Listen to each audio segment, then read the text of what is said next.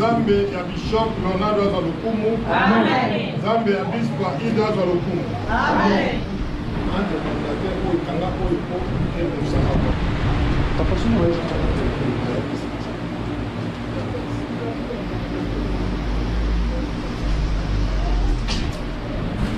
Na pamboli Nzambe pour la tonga lelo apesi biso opportunité ya hotel mazuri boso la bila. Azana kondima ke Nzambe wana oya telemisi biso azana liloba moko abongisi po alobela pepe na ye. Amen. Amen. Na ebunga esengo na ngeza mi tunanga kwani. Amibala bato bele soki basambeli basi na bango baucha ngola baye bakimi eglise. Mais na ye o mona papa tango ayaki na mona ki ye. Mais na ye o mona lelo. Esengo na dona tali bonga on tourne des ans maman zaki na héros moko azalaki abombana. Eza sengo déjà. Nzamba pa molo papa. Amen. Nazara kondima ke année o eza année ya gloire. Na yoki yoki année o eza année ya gloire. Amen. Oh, tant que gloire à Nzambe qui t'a canadien partout et fait sa transformation et restauration. Amen. Gloire à Nzambe et l'ingamuto vivre la vie à l'issumute. Amen. Gloire à Nzambe et l'ingamuto vivre la vie à sanctification. Amen. Gloire à Nzambe qui t'a canadien à l'issue dans la louange et adoration pratique hymne. Alléluia. Amen. Mais le nom de l'ingénieur Mekakwe Bisoli Kambumoko, vous avez très attentif dans quelques minutes. L'année bien, dans le bel cambo oyo, au comprendre que mon pas de cambo et ça a gloire en Nzambe. Amen. Amen. Mais dans le banda de cambo, nous sommes pour la quitter de cambo. Yoka. Thème n'habitué à l'élo, ça, les dédouanements. Les dédouanements.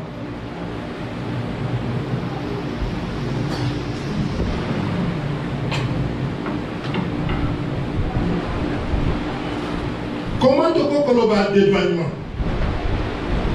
Tokota na mukanda somme au électeur mokaza bien et face à la rapidité. Tokota na mukanda ya Somme chapitre 19 verset 2 fin à 5. Somme chapitre 19 verset 2 à 5. Somme 19 2 à 5.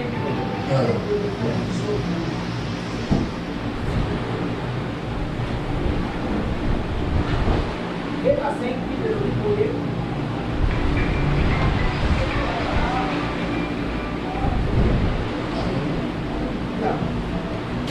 Les jours en esprit et non des et dans des en les eaux à ciel.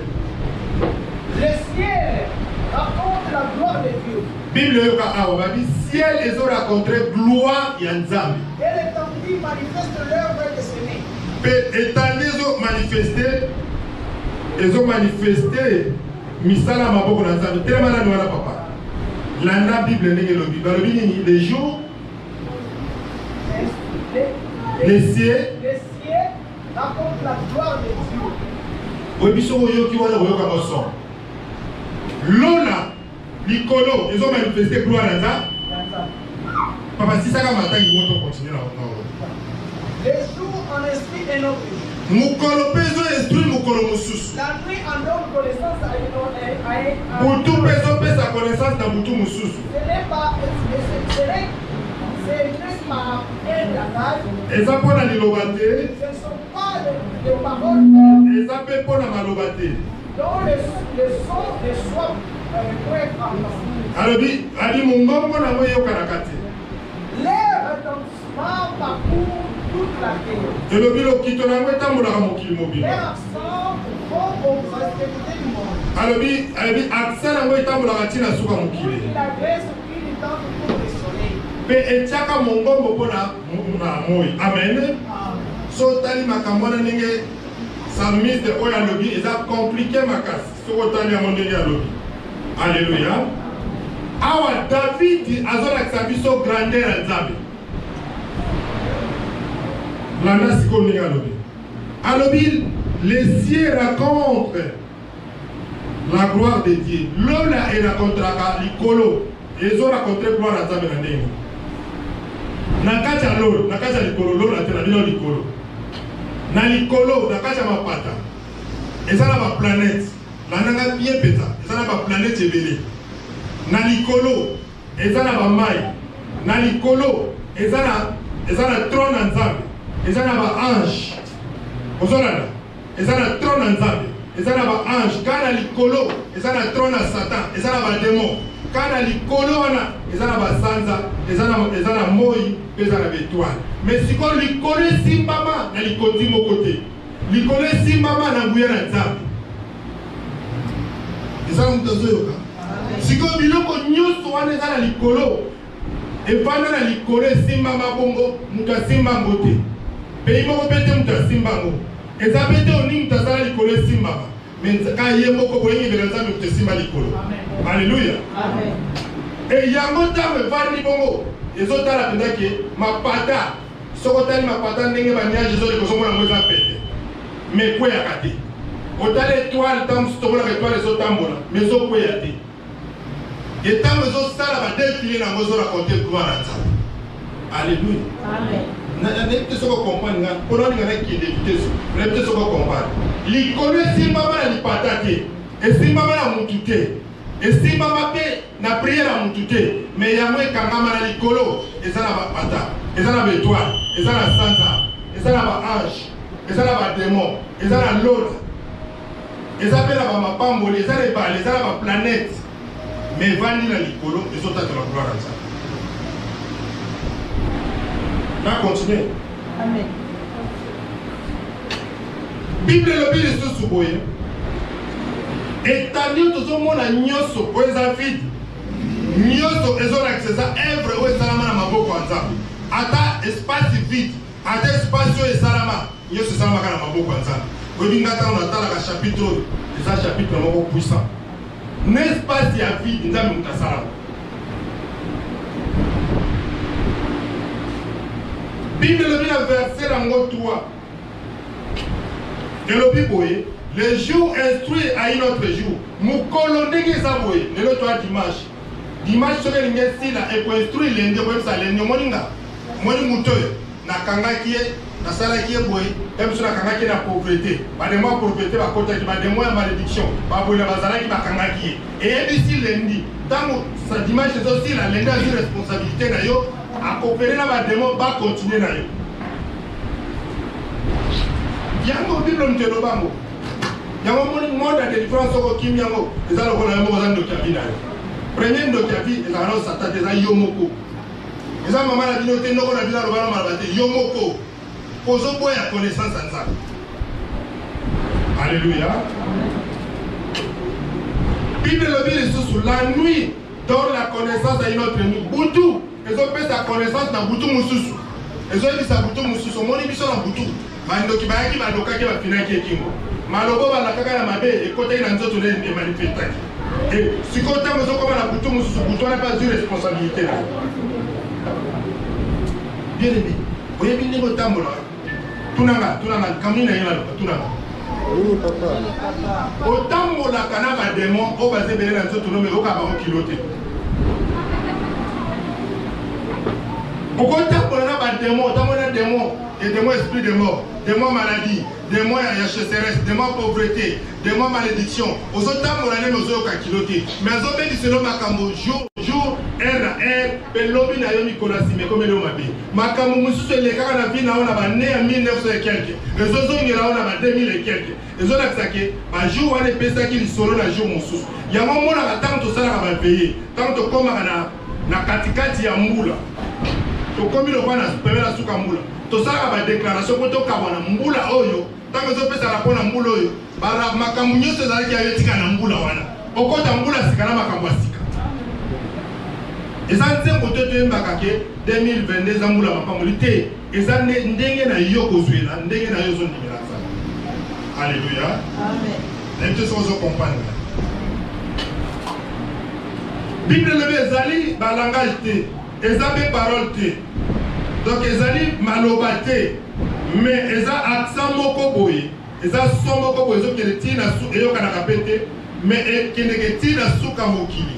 Bible lobi ezala accent ebongisa meme mongombo tante oyo moi ekende ekolala esika nga na yo comprendre ke moi mpe ezaka na ndako nango elalaka. Alléluia. Alléluia. Ezala motu moko ayoki. Bien-aimé, na kati ya vie na yo soki ozo-ignore makambo oyo bademo bako-ignore yo te. Demo ndenge aza wana ayebi na ye ke tana ye eza mokuse. Demo ndenge aza wana ayebi ke emate kita kobongola motema te akosenga mpe nzambe olimbisi te akota lifelo. Mais sikoyo azoluka banani azoluka bana nzambe. Bana nzambe yango baza oyo bandimela yesu lokola kolo mokonzi mpe mobikisi. Abebisa bango, apelisa bango, pe aderute nzela na bango, lipango lekima bango. Yango moni mikolo, ezo esprit mikolo mususu. Yango moni ba jour ezo pesa connaissance na buto pesa connaissance na butu mususu. Yango na ina yebiso na toma lelo. Soki ozwi connaissance na makambo oyo te, bino ekende babi. Yango moni Jérémie chapitre 3 et Jérémie chapitre 33 verset 3 elobi nini. Invoque-moi que je te répondrai. Elle dit, je t'annoncerai des grandes choses. C'est-à-dire que tu invoquer Nzambe, annoncer ma grande chose. À ceux qui ont ma grande chose, elle dit des choses cachées. À ceux qui ont des choses cachées, elle dit des choses que vous ne connaissez pas. Et ça, ma camusous, yo yebi angote. Et ça, ma camusous, c'est des choses cachées. Et ça, ma camusous, c'est ma camusous. Nakata vino, c'est la balien. Nakata vino, c'est la problème et délai. Alléluia. Nakata vina yo, ozala ba totem. Nakata vina yo, ozala ba lien. Nakata vina yo, ozala ba montagne, ozala liboso vina yo. Nakata vina yo, ozala ba réclamation à famille. Nakata vina yo, ozala ba kila ya famille. Nakata vina yo, ozala ba péché non confessé. Nakata vina yo, ozala ba péché chéri masumo lingaka. Nakata vina yo, ozala makambo ebele oyo ezokanga vina yo. Alléluia. Mais sikoyo, pour découvrir yango, il faut évoquer Nzambe. Alakso ba grande chose, ba chose cachée, pe makambo oyo yebati. Amen. Ezala mutu moko azoyoka. Amen. Ezala mutu moko azoyoka. Tokotanga chapitre moko na vitesse, po tokota na matière. Ozaki introduction ka tosala po yebaki nkolo na yo. Et ça, ndenge tozaka lelo boye. Oza lelo ba demo bakanga ko lelo, ba pesa ka rapport na ba demo a lobby. Ba pesa rapport na jour a lobby. Exode chapitre 10 verset 24 à 26. 10 24 à 26. 24 à 26.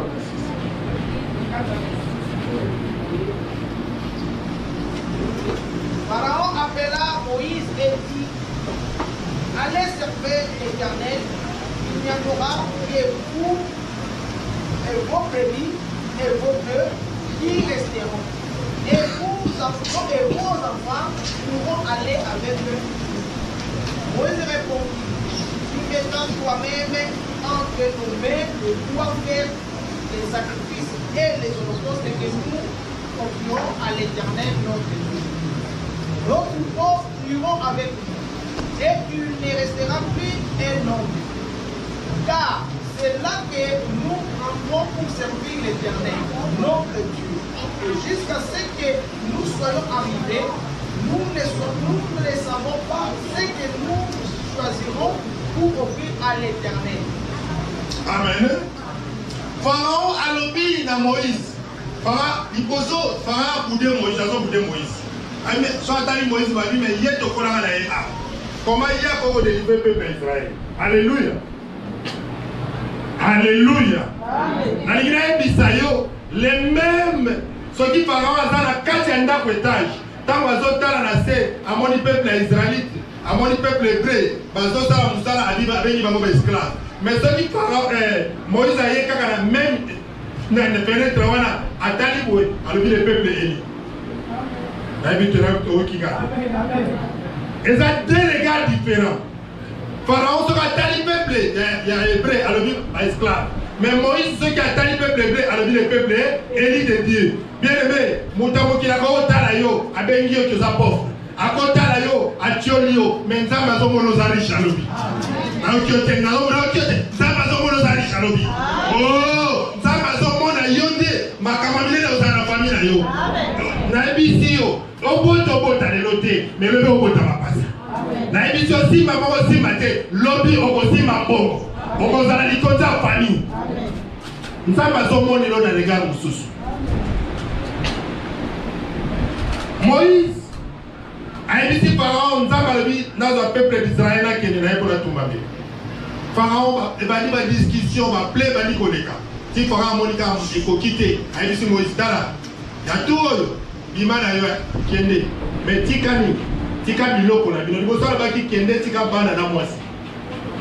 A discuter à Moïse, a dit qu'on a dit, tu as libéré moi si la bana. Mais Tika Biloko là, il y a des Kende. Moïse a dit, Bisto Toko Bimabongote. Toko Kende, Atalinzaka Nyamana Biso Kotikala, Te. Yonde Ochelo Kunamaboko na Biso, Poto que de servir Nzabi. Alléluia. Bien aimé, les peuple de Dieu, ma commencé à bomber le Moutema, Mbomone Bomola Moutema. Le Bana Mbomone Bomola Moutema. Yende Tabomole Moutema, mais Mbomona Ye, et Bomola Moutema, c'est la famille à Bango. Mbomone Bomola Moutema, c'est Mbomone dans la famille à Bango. Ceux qui ont un problème n'est pas pasteur. Pasteur Zambiraka. Mais ceux qui ont une solution, moi, mon aïe, la famille à Bango, n'a ma camounaï. Mais à Moïse a le vini, à Tali Zaka la mission aux amis. Comment est-ce que tu as un bon dans la famille? Tu as un bon dans le qui? Amen. Comment est-ce que tu as besoin dans le qui? N'a pas de l'eau. N'a pas de l'eau. Atoto yeli papa na bino preto, atoto yeli mama na bino preto. Na lola et quand la carte livre de souvenirs. Oyo ki mama lobi. Atoto yeli mama na bino preto. Papa na bino preto, na lola ba kotia na livre de souvenirs. Mais soko so nyata micro na carte église comme on va na livre de souvenirs. Auto pesa à l'église de na livre de souvenirs. Mais auto pesa ka bato et comme na livre de souvenirs. Alléluia. Premier point, il y a chapitre de la mission A. Nzambe a dédouané Kabiso, Dieu dédouane l'homme par sa parole. Premier point. Nzambe a dédouané Kabiso dans Zéra Lilobanaye. Bible dit Sabiso Boye. Nakata Mukanda, il y a Psaume 107, verset 20. Dans le chapitre de la comment mais dans le thème, Psaume 107, verset 20. Il envoie sa parole et la parole est fille guérie. Et la parole est le moni matunakati maboulou. Nous avons dit liloba est délivré, il se délivré et ça dédouanement. Au Kangama qui la mignoko, au Kangami la kacha poutine, au Kangami la pauvreté, au Kangami la célibat, au Kangami la sorcellerie, au Kangami la puissance moro maléfique. Tant que l'Obalanzambe est coutio, au Bomoli Moutema, au Yamie sur le Rolacol, au Kodavina, et l'Obalanzambe est dédouané. Et le Rolio Nangabu Moussousou, et Kocho Nangabu à Yesu. Alléluia. Yamana Isaote, l'Obalanzambe est dédouaniaka. L'Obalanzambe est dédouaniaka.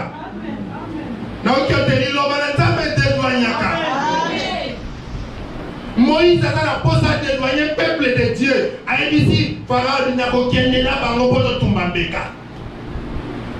Vie na yo, ils ont dépendre na yo. Décision que vous allez là, il y a un monde qui vous a makamosé le lobby. Bible dit ça biso précisément. Dans Matthieu chapitre 12 verset 37. Dans la Bible, nous avons les livres. Dans les livres, les paroles que tu prononces maintenant, ça reflète ton sort futur. Dans la Bible, il y a déterminer justice à vie. Alléluia. Kobonga vie na yo zo dépendre na yo ne zo ndimela Yesu. Kobonga vie na yo zo dépendre na yo ndenge ozo yambela Yesu. Kobonga vie na yo zo dépendre na mutu te. Alléluia. Amen. Tala, longola makamso to l'église yo kwanisa. Longola makamso to l'église yo sambela kona. Ko sambela na ko na yo. Nzambe tupokaze ka. Amen. Lino balansambe de loya kamutu. Bible zo isa lisusu boye. Dans Psaume chapitre 103, verset 3 à 5. Et le bini. Et le bini, alimi sakamasumu nyoso. Pe abiki sakasota maladi nyoso. Alongo la kabiso na mabepa corona kabiso na couronne de gloire. Abattre la kabiso même vieillesse na biso to sambelo ko ekolia. Te, lilo banza beso ke éloigné yo. E ko limi samasumu na yo. E ko biki so na maladi nyoso. Eko couronné na couronne de gloire. Les sous et quoi va combattre la compagnie de sa côté. On a déclaré que Osa de l'autre côté. On a déclaré que maladie de la vie de Ticola Comona. On a déclaré que le Boka Tabe à Nicolona yo. Ça va la salle de Minene. Ça va la Contani Camavina yo. Ça va la Pundela yo. Ça va la Pamusama Misuna yo. Altaba Tubachola, Kayota Bachola yote. Yabaye Sakufa pour la Vina yo. Yobika Okoma Mosatu. Okozanga de l'autre côté. Na mukilo kokufa pe bongote okotika trace de génération na yo na déclaré que osa référence à famille à Kombo na Yesu. Amen. Alléluia. Amen. Amen. Amen. Bible veut bisabiso ko il a pas besoin de livrer. Yesu a mis la baye ko na Matthieu 28 18 à 20. Alors, tout pouvoir m'a été donné dans les cieux et sur la terre. Bon, quand je peux s'améliorer, quand vous êtes délivré, vous êtes déployé, vous avez un moyen pour que je peux s'améliorer.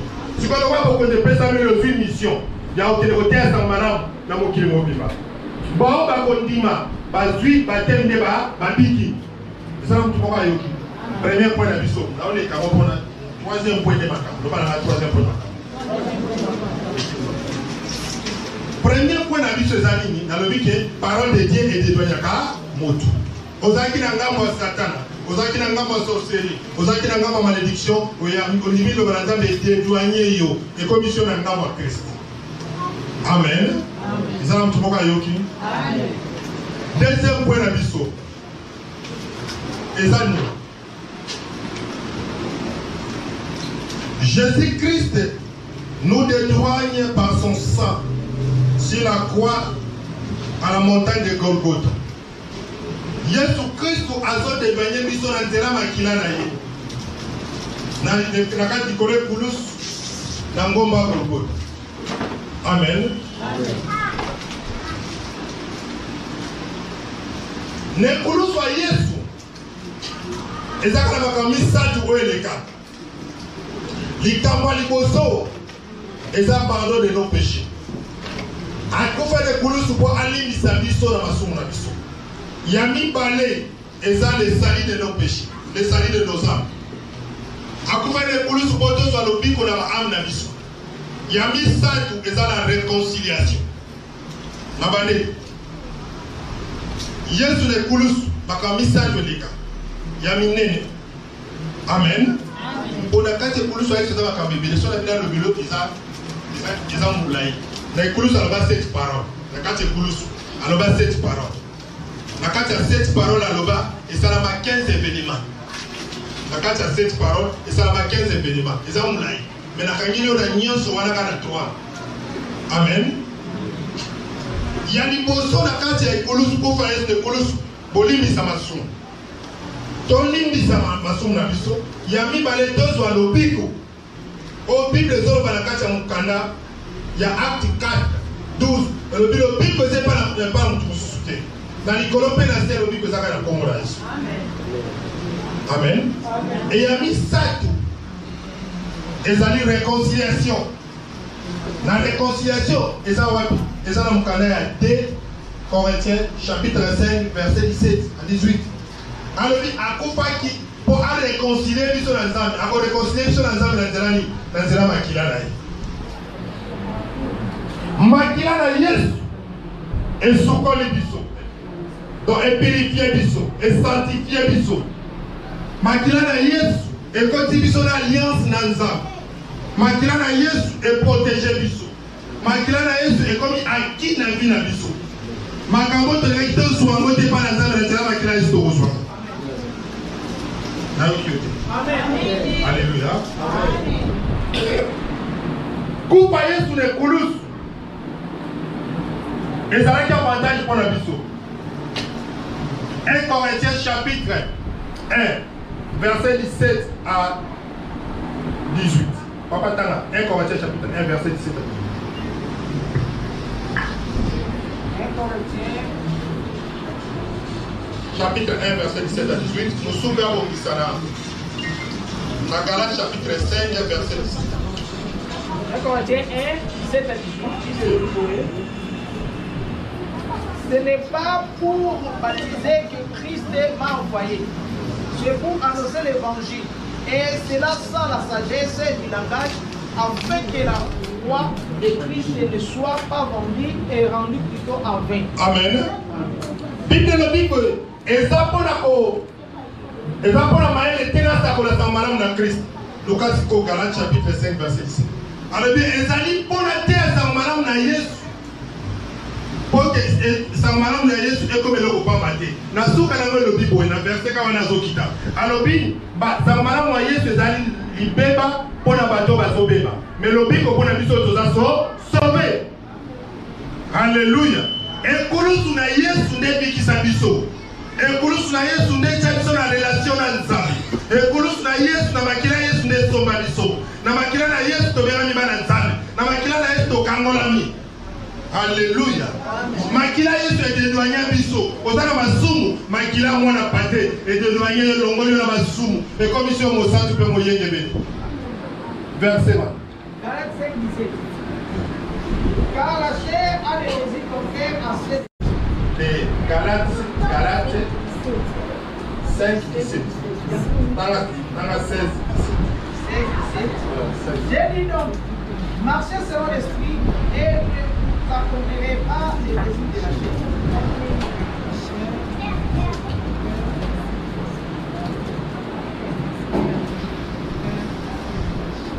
Galates 16 et 17. Galates 6. 6. Ah, comment on va faire c'est en portugais? Galates 6. Les personnes désormais ne fassent de la peine, car je porte sur mon corps les marques de Jésus. Amen. Parlez là au papa, parlez là en photo sur le temps.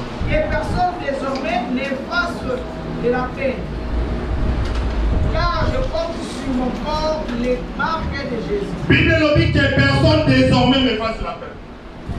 Et le but tout mon côté à ça la gali sous ma bé. Ayo ça gali sous passe pour la même les autres de la makila na même marqué c'est ça makila na Yesu. Alléluia. Oh, na déclaré que malade salo mabeto menu marqué Yesu. Bobole salo mabeto menu marqué Yesu. Pauvreté salo mabeto menu marqué Yesu. Chasseresse salo mabeto menu marqué Yesu. Stérilité salo mabeto menu marqué Yesu. Désormais, pendant qu'il va locayote, au menu marqué Yesu. Désormais, partout où tu as yote, yo menu marqué Yesu. Balinga yote, Yesu atitaba linga yo, atina Yesu akupela yo, okokota lona, pe okopana le mona Nzambe. Désormais, au menu marqué Yesu. Yoka. Na lola ekipare lo nyama bete ekipare mula ete mukusete mukete munene.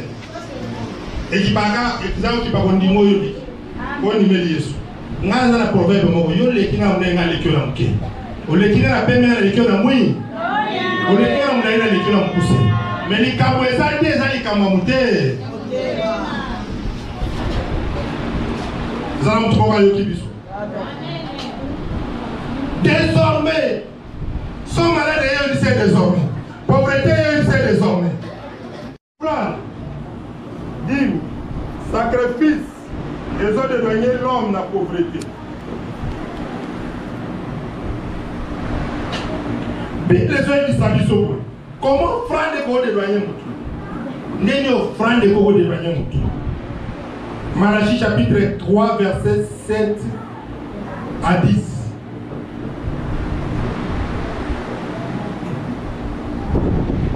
Malachie chapitre 3, Malachie.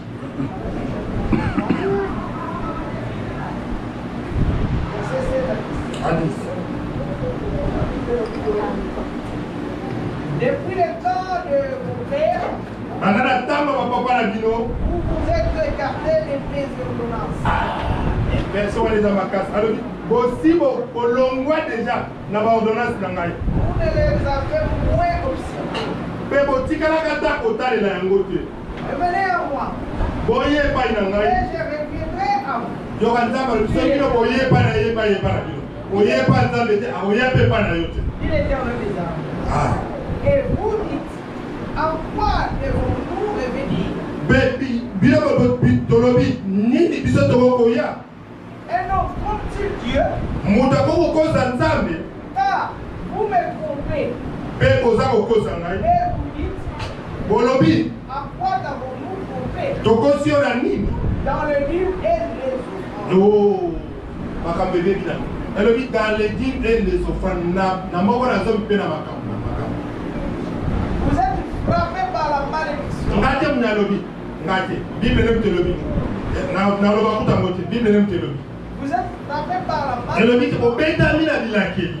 Et vous me trompez la nation tout entière. Bali bino nyoso ko singai nation mobimba. Apportez à la maison du trésor toutes les dîmes, Bali bombe mananda ku ya trésor badim na bino. afin qu'il y ait de la nourriture dans ma maison. Pe poete biloko eza lebele na ndaku na ngai. Mettez-moi de la sorte à l'épreuve, Pe botianga na épreuve na mekeli. et vous verrez si je ne prépare pour vous les augures des cieux, et si je ne répands pas sur vous la bénédiction. Alors biso botianga na mekeli na kofungola mangini sana lola pe na kosopa mapamboli. Amen. Alléluia. Bien aimé, na ningi na biso na lo bango ya vitesse pour awa des avis ya bato. Amen. Atana lo bilo kwa sango be oyo kangaka. Bible zo ebisa biso nzambe azo déclarer. Banda so otangi na Bible na ba verset so mona nzambe a déclarer kati. Mais oyo nzambe azo déclarer. Alors bibozo ko sanga na ba dimbe na ba ofanda bino. Na ba dimbe na ba ofanda bino. Bien aimé, dimbe yate na série na biso offrande peut to banda na série na biso te. Offrande eza ordonnance à nzambe selon Bible ningelo. Nzambe alobi bozokozanga na ba offrande pe na badi na badi. Yango na ina yebisa yo ding na offrande et de meya kamoto. Couper sa offrande na ba kelo na ding. Donc offrande. Offrande ding eza na mo grafte. Tuna eza grafte. Au salaka, ozui 1000 réages. On a 100 réages, on a au grave. Bon, pour le yon, ça lève comme à 2000, 3000, pour le on a 200, 300 au kaka. Ozui bénéfice na yo 500. Au teki biloko na yo. Au moment na capital 500. Au teki biloko na yo. Na ozui bénéfice ya 200. Le on a 20 ya.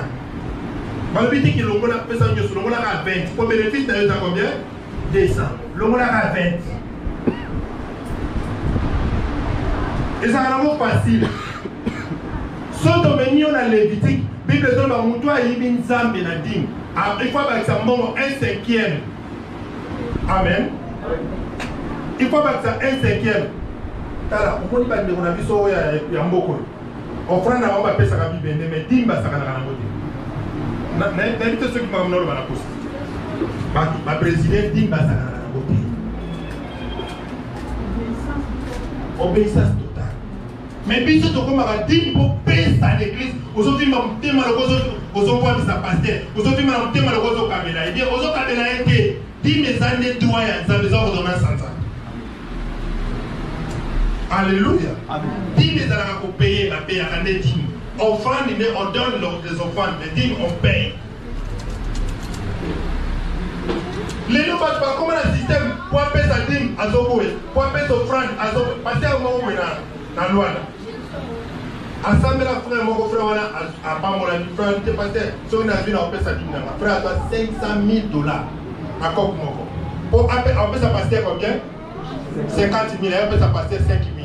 Pasteur, habitez, frère, tu paie sa dîme. Après, mon pote, pasteur.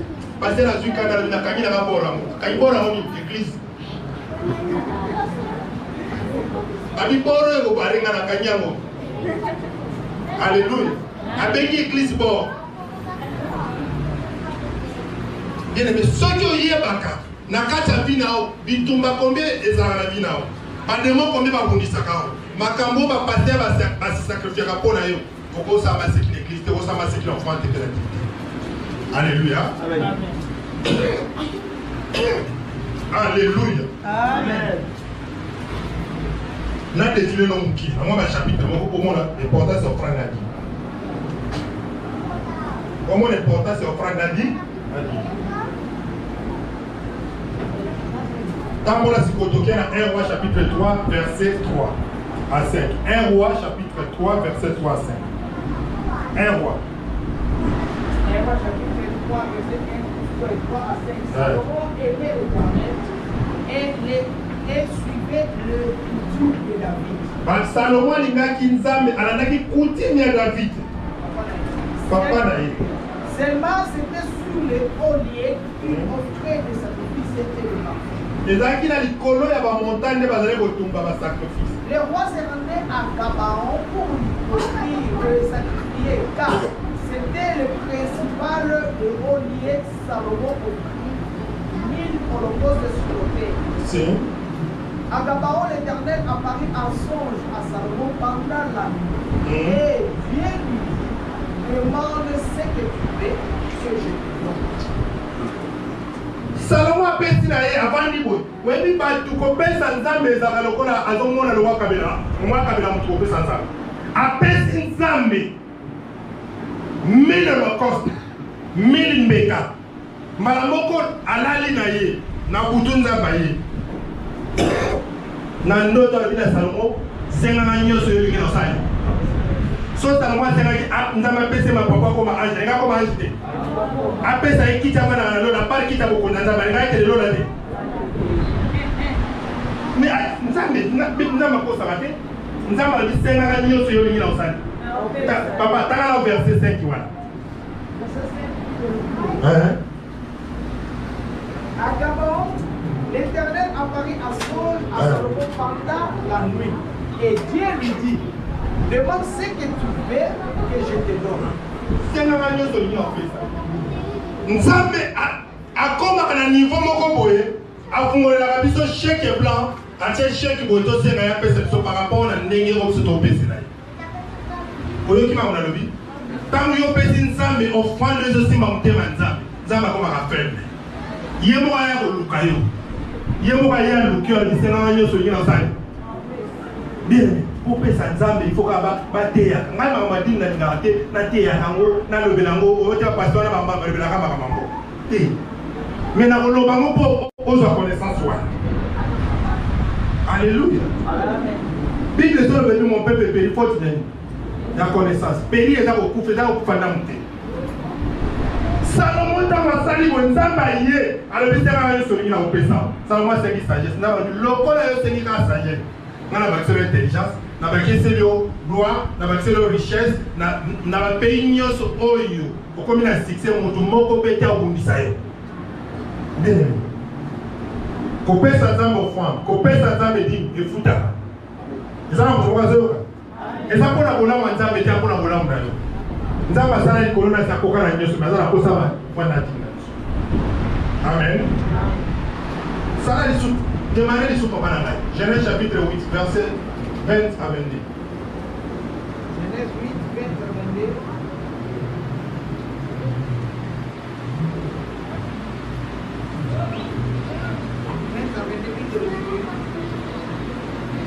Noé bâtit un autel à l'Éternel. Il prit de toutes les bêtes pures et de toutes les oiseaux purs et il offrit des holocaustes sur l'autel. L'Éternel sentit une odeur agréable. Et l'Éternel dit à son cœur, je ne maudirai plus la terre à cause de l'homme, parce que les pensées du cœur de l'homme sont mauvaises dès sa jeunesse. Et je ne frapperai plus tout ce qui est vivant comme je l'ai fait. Alléluia. Donc que la terre subsistera, les semailles et la moisson, le froid et la chaleur, l'été et l'hiver, le jour et la nuit, et ce seront pour et aussi la terre. Alléluia. Amen. Bible mututé mutatinda Noé. Noé monika nzamba dikisi. Azwi ba nyama oza pi. Atie na hôtel atubeli nzambeleka. Bible lobi nzamba yoki solo madame. Est-ce que vous comprenez que nzamba pas à solo? Mais Bible ngwana mtelobi na obite. Bible lobi l'Éternel sentit une odeur agréable. Offrande ina batima bamseza eza solo agréable. Nzamba yoki solo malamu na zolo na ye. A décidé na mutema na ye. Alobi na koboma tali so mokilité na mai. Offrande ça Nzamba a déclaré bolam pour la vie. On a eu qui était. Offrande ça Nzamba a déclaré bolam pour la vie. Destiné na obe ko changer par rapport à offrande na yo. Bakal ba lié ko kwa par rapport à offrande na yo. Ba limitation ko kwa par rapport à offrande na yo. Amen. Nzamba a déclaré le bien ko bomani susu mukilité. Or mutozi révélation ya Nzambe ezalaki nani Moïse mutava révélation wana ke Nzambe alobana mutema na ye. Offrande le bisaka Nzambe na mutema. Offrande tina Nzambe c'est la biso makambo opsoma otokani cité. Offrande tina Nzambe a précédé biso na makambo nanu tozwa bote otoyoka te toloba te okomona biso salate. Ope mokile sala na programme te. Somme qui les ont calés qui va okufa en 2024, mais ça m'a précédé yo 2030 il est sur son babilo rebelle. Somme qui les ont calés qui va okufa en 2025, mais ça m'a dit que na somo na mutu moko ozala passer na munene na 2030. Na somo na mutu moko a ova na Espagne, avant les États-Unis na 2025. À cause offrande na yo et ça là-bas dans le niveau de la vie. Amen. Amen.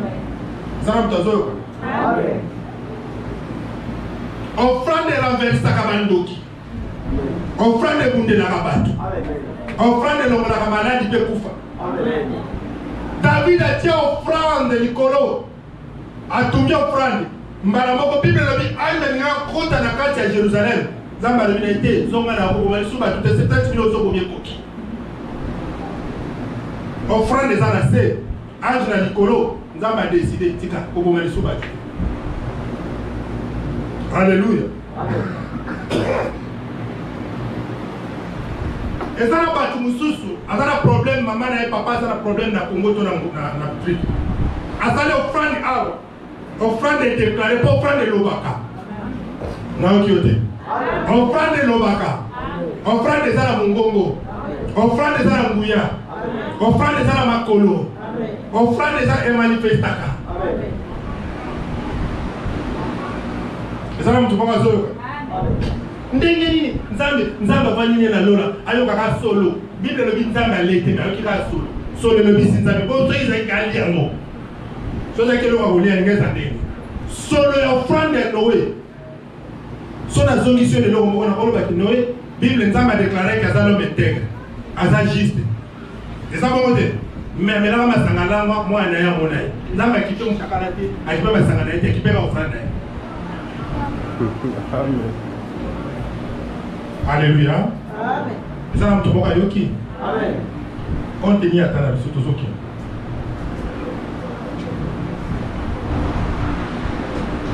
Un Samuel chapitre 7. 1 Samuel chapitre 7, verset 9 à 14.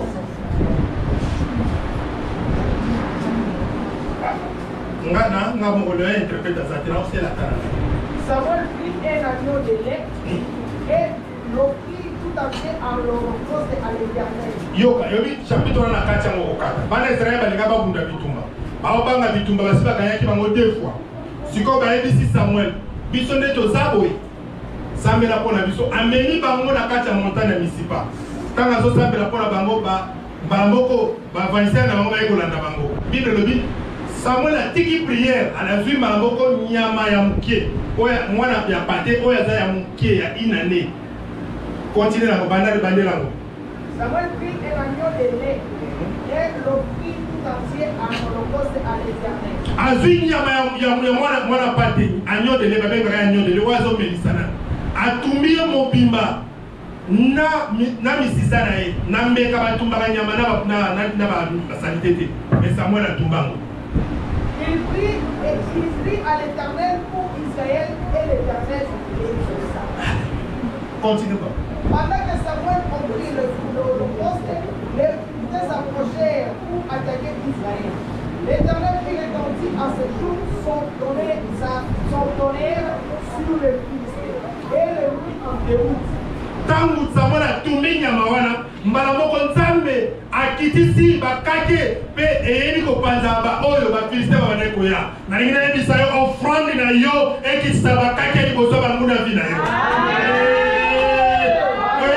offrande na yo epanza ba babane koya na yo soki babaki ba flèche ezongela bango batumulaki babulu bango bazina balobaki bana mabe ezongela bango offrande na yo eganga victoire na ngamu na yo offrande na yo activer makambo vi na yo ba promesse à vie là tanzoto l'agneau de lait obiki mwana pati azomela libele sam ba bible zoyisa Samuel akipeta lukamkombe munene kama mwana pati azomela libele ya inane oh bible yisi biso Yesu akina inane de grâce. Alléluia, amen. Offrande de la grâce à Nzambe. Ça va pas. Alors il a de grâce. Amen. Amen. Continuez papa la main.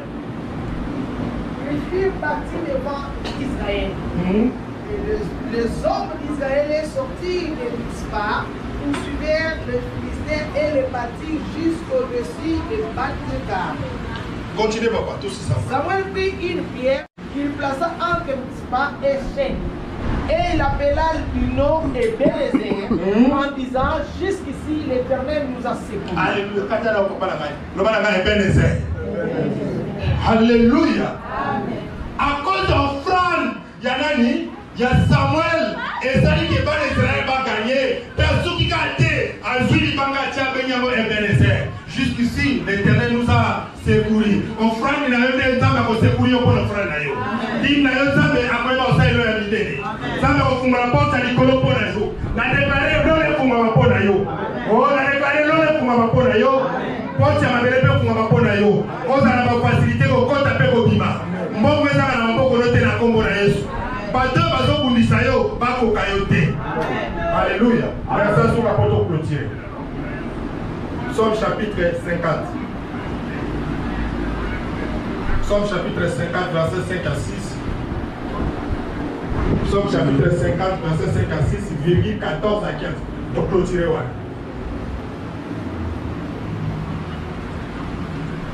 Il y a une estimation qui a été détaillée.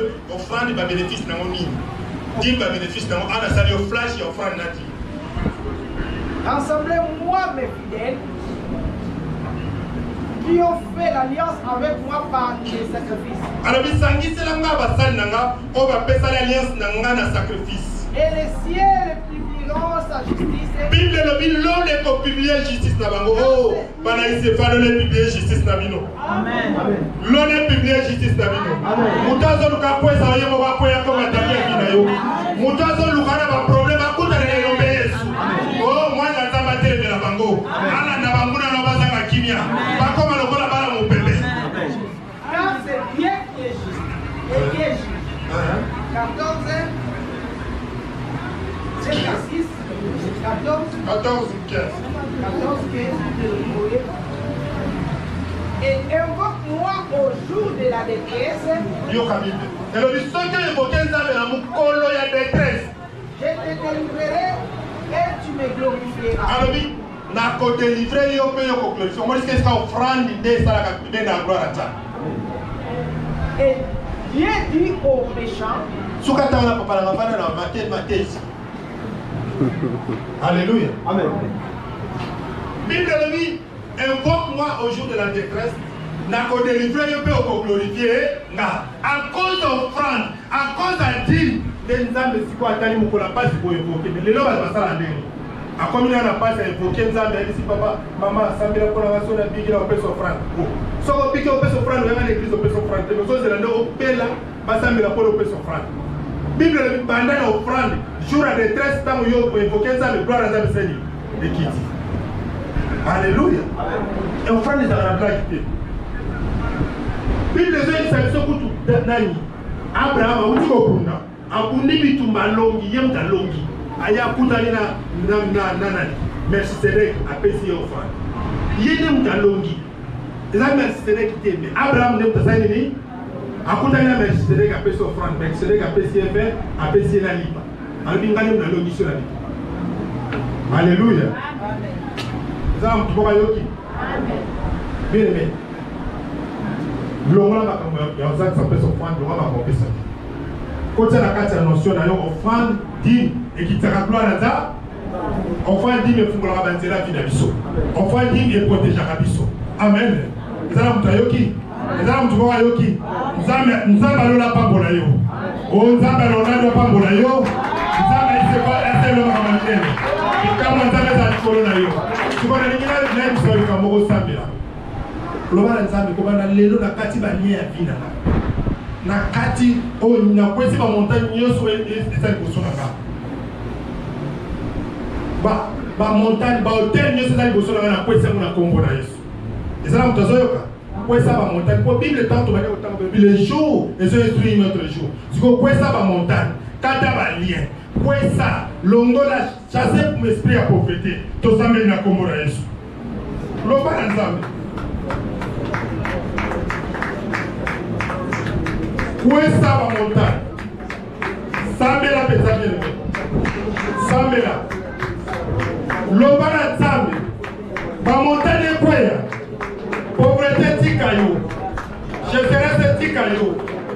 Na kombo na Yesu. Déclaré par Nzambe.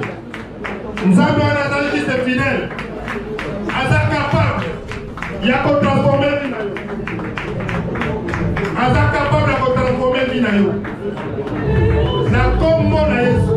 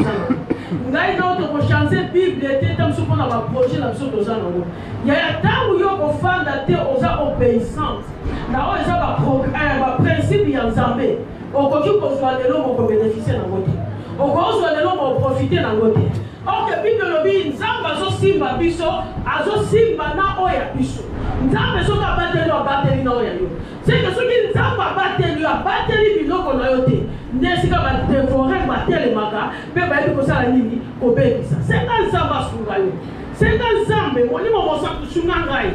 Nazala obéissant, Nazala obéissante, n'a pas principe dans Zambé. Ceux qui n'a su, on les offrandes dans la nègre au pays. Ceux qui n'a su, on les a dit dans la nègre au pays. Ceux qui va offrande sacrificielle dans la salle, ceux qui va au monde dans la salle, on y a un principe dans yo. Tant où il y a quelque chose dans ma boque, on a obéissant, tout semble na pour mon Jésus. Semble na pour mon Jésus. Yonda mutu obsunga kabiso. Il veut bien que le Saint-Esprit est là pour nous aider dans nos faiblesses. Mon nom santo nanzambe yaka kosunga biso. Mon nom santo nanzambe yaka kosunga biso. Longo la kifitite katina biso. Longo la moni mo bangaki le bele katina biso. Sunga biso tous à la obéissante, tous à la obéissante. Na on tell you a prince. Zambe. Mon nom nanzambe sunga biso. Eza na bakasi na biso. Eza na makoni na biso. Mais mon nom santo sunga biso. Sukabiso, Toko kana koza obeysa, Toko kana kodosa, oeza ba principe, Tokosa oeza ba principe, Tokosa oeza ba principe yansa, Tokosa, atani pande ya mboka oyo, esika nyonso tozosaka, toyeba na kotosa ba principe.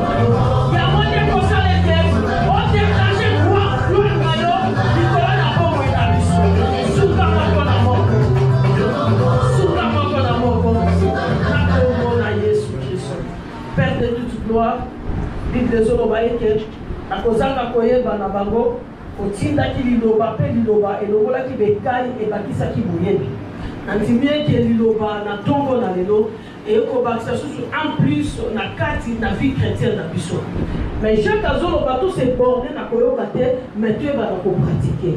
Au moment où tu n'as 5 épailles na yo, sunga moko na moko kati esika oyo yo bana ko pratiquer oto soka kati esika oyo to suka kana koyoka te ende kakapete mais molimo mosantu enraciné yango na kati na motema ya moko na moko donc la malobeza semence motema ya bato ezala mapele fertile esika nini semence ekoyi na mokolo na lelo ekoka na kobota toza na besoin tomona gloire na yo toza na besoin tosimba gloire na yo toza na besoin témoigner gloire na yo mais ensemble sunga biso et que to pratiquer oeza maloba na yo pambola sous instrument na yo wazaki kanali ya bénédiction pour la biso na tombo na lelo molimo mo simple et bimi mukie mais zongi so se mêler enfin que si quand nyonso à côté les mains na église corps du Christ azala vraiment bénédiction pour ton peuple pambola netola mapona nyonso nzambe na bongo aliesi biso nzambe liesa tabunaye aliesi biso ya molimo nzambe yaka kokomble oyo ezozanga na kati na ministère na pe na foyer na ye na kati na ndako na ye zala bénédiction pour na bango pour azaki pe bénédiction pour na biso na kombo na Yesu Kristo. Est-ce que mosantu moko akopesa nzambe offrande ya maboko na ye